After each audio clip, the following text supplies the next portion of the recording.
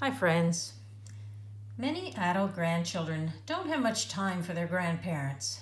They have friends to meet with, kids to look after, and jobs that take too much time. But in this case, the granddaughter worked for Grandma and took great advantage financially of the situation. Let me share the details because elder abuse matters. This case comes from an email sent to me by the abuser's cousin. My grandma was 82 when the abuse happened. It was 3 years ago, and Grandma has now passed. But it hurts to know what happened, and it's really ruined relationships in our family. I have a cousin, Amy, who was trained as a personal support worker in our area. She studied this at college and was supposedly good at doing her job.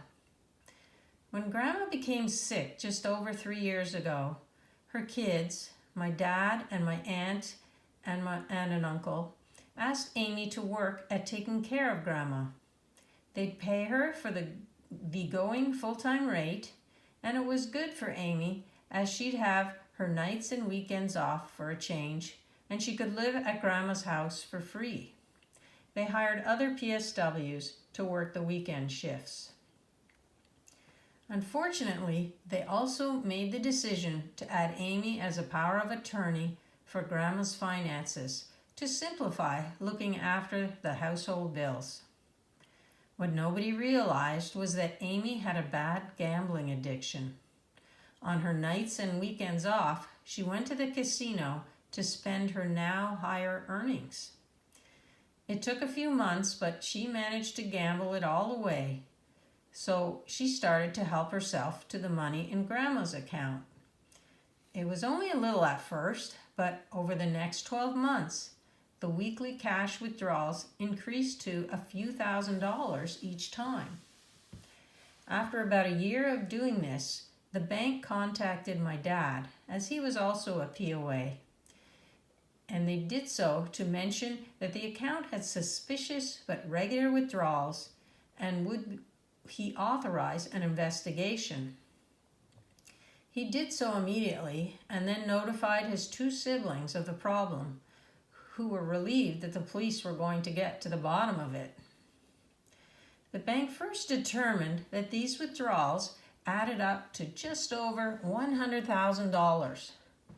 Most concerning was that all these withdrawals were made at an automated teller machine in the local casino.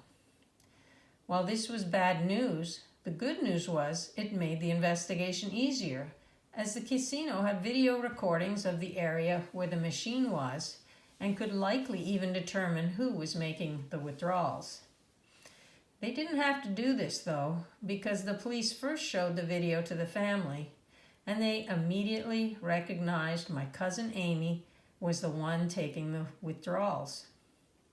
Then she'd proceed to the casino teller to add funds to her gambling card. Her father was horrified, but he felt there must still be some mistake being made. However, because there was already an ongoing police investigation, he couldn't stop the process. The police met with Amy, who at first denied making the withdrawals. Once she heard about the casino video recordings, she knew she was caught and she admitted her guilt. She was charged with the crime of theft by exploitation of an elder. Her father attempted to get his siblings to drop the charges, but the prosecutor in the case wouldn't hear of it. She eventually pleaded guilty and, at 35 years of age, was sentenced to 180 days in jail and 10 years probation. She was also ordered to pay the $100,000 back to Grandma, and she isn't allowed to handle anyone else's finances except her own until she's done her 10 years probation. Thankfully, Grandma never had to be told about what Amy did to her. 6 months later, when Amy got out of jail, she began paying a little of the money back each month, until Grandma died 8 months ago. Then she was supposed to pay it to the estate, but that would take a long time, so her dad agreed to have his inheritance reduced by the amount she still owed. I guess she's making payments to him now instead. The saddest part of this case is that none of us want much to do with Amy anymore, given she stole money from Grandma. Her dad thinks we are wrong to feel this way, as he's paid off her debt, and that we should just forgive her. So now he's decided not to talk to any of the relatives, as he's mad at us for ignoring Amy. Well, some of us have forgiven her, some have not, and it's hard for everyone to just forget what she did to our grandma. Well, friends, another family relationship that's been ruined by addiction, greed, and abuse. I can't imagine how this middle-aged woman thought she would not get caught stealing this money. How she thought she'd avoid prosecution. I suppose that her gambling addiction led to some very short-term thinking and not to the consequences of her actions down the road. That she'd eventually face jail time, that she'd embarrass her father, and that she'd ruin her family relationships. Even when people aren't physically hurt, they can be emotionally damaged by elder abuse more than imagined. So what do you think of this case?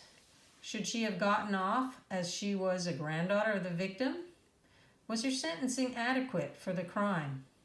Let us know what you think in the comments section so we can all enjoy them. And let's hope that grandchildren show more respect for their grandparents, because elder abuse matters. Friends, our goal at this channel is to share abuse cases so that you'll know you are not alone if you too are suffering from elder abuse. We hope that it's therapeutic to hear other stories, and it may also be helpful to anonymously share your own story of abuse on this channel and help others. Just check the show notes below to find out how. And finally, please like, share, and subscribe now if you found value in this video so that the channel can grow and we can reduce the abuse, because elder abuse matters. Please stay safe, seek help, and know that I am praying for you.